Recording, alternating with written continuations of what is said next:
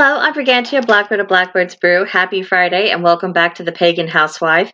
Today we are talking about a magical living room. The living room is one of the most used rooms in the household. It's where we relax, entertain, spend time together as couples and as families. A lot of what makes life good and wonderful, especially on the daily basis, occurs in this very space. And so I think that makes the room worthy of magical attention. First and foremost, of course, a living room should be a cozy oasis for the whole family. And in my opinion, the living room should be probably the most comfortable room in the house, and it should reflect the personalities and interests of everyone in the household. Ideally, and I realize it isn't always possible, but ideally, everyone should see a little piece of themselves reflected in this room because it is this communal space. Now, obviously, do what you can afford, but try not to spend money, especially on seating, if it isn't comfortable. If you have trouble getting up off the sofa, or if you can't sit on it without your back hurting, make it a point to replace it with something that is more practical when your finances allow for it. Also, use color, the magic of color, to your advantage in this room. As has been discussed in previous videos, color is a powerful ally when we're trying to create a specific mood and for enhancing our magical intentions. Consider how you want to feel when you're in the living room and write down what colors pop into mind.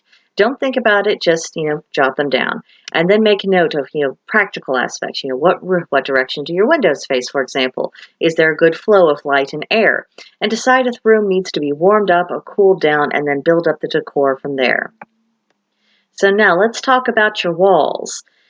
And let's begin with family photos. Now, the internet is populated by designers who eschew the very idea of having family photos around and seek to minimize it. Now, I can understand if you're trying to sell your house, obviously you're taking down personal items because you want potential buyers to be able to see how they might fit in your house. They don't necessarily want to see the people who currently reside within it. It doesn't make for easy sales that way. But if that's not your situation and you're not trying to, sell up and move out, uh, invite your family into it. And one way to do that is through pictures. Now, I'm not the person who's going to try to wallpaper a space with family photos. That's not me. However, if images of our loved ones don't fit in our homes at all, or and don't fit into our living rooms, then maybe it's time to rethink how we're approaching our houses and what we're welcoming in and what we're shutting out, especially for pagans, because ancestor veneration and honor for current living relatives is a prominent aspect of our spirituality.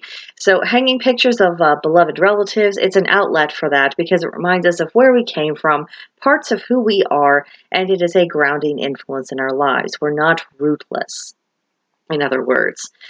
Next, also think about your artwork. The pagan world has been blessed with the artistic talents of many very gifted people and individual business websites and places that are larger like Etsy.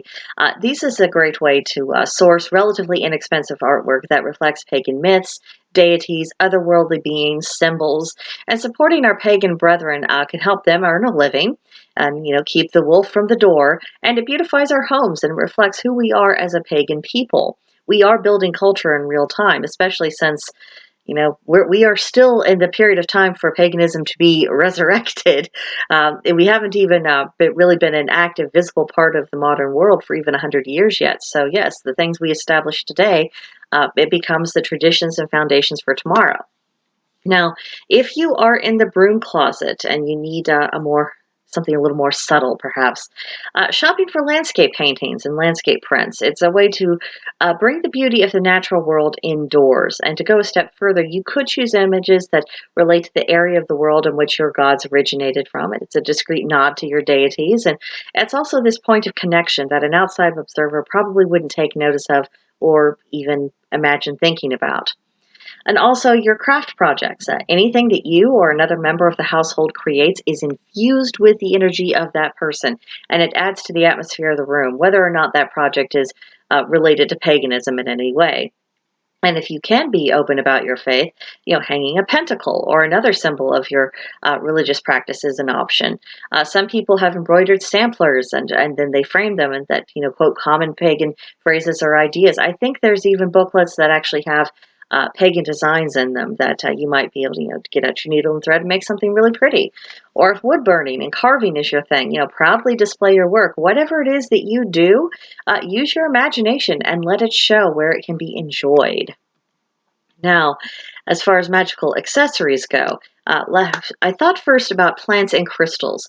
If you have suitable lighting conditions that will support live plants, they're a wonderful addition to the living room, and many varieties are known to purify the air as well as being pet safe. Most of us have pets, so that's obviously very important. So do the appropriate research to make sure that the variety you're contemplating is actually going to meet the requirements of your household. You can also place crystals in plant pots, provided the crystals don't react with the soil or water. Again, do your research for specifics. Yeah, it looks nice, and the crystals can just busily hum away with their energy to contribute to the magic in the atmosphere of the room itself. Another thing you can do is to hang witch balls from the windows, and these can be filled with a variety of magical components, and they're pretty easy to tailor to your intent and needs. Now, granted, it's a little bit more trouble to clean the windows when you've got the witch balls up there and you're having to move them out of the way. So do keep in mind practicalities before you actually do this. Don't create a housekeeping nightmare for yourself. That definitely runs contrary to the intention of this video, and I don't want to get yelled at if you bring some misery on yourself. Next, candles. These are an easy fix for any room, but they're also really nice in the living room. You can use them to complement the decor and the magical atmosphere that you're trying to create, but they don't necessarily scream, "A pagan lives here." So if that's a concern for you, candles are another subtle way to add some magic to the space. But if you are open, you can carve simple symbols or runes or ogam into the candles, anoint them with oil, and otherwise embellish them to your heart's content. Now, obviously, none of this is earth-shattering magic. None of it's difficult to do. It's mostly just about making sensible choices. So I hope that by this point you are happily brainstorming some options for your own living room, and you're not feeling intimidated, and you have the confidence to cultivate the environment that's going to be better for you and for the rest of the household. So get creative, and I'd love to hear what you decide to do in your own home. And if you'd like to share pictures, you can actually do that in our Discord group, Blackbird's Brew. There's a link to join in the description box below. And as always, please subscribe to the channel, like the video, leave a comment, and I will see you in the next one. Bye.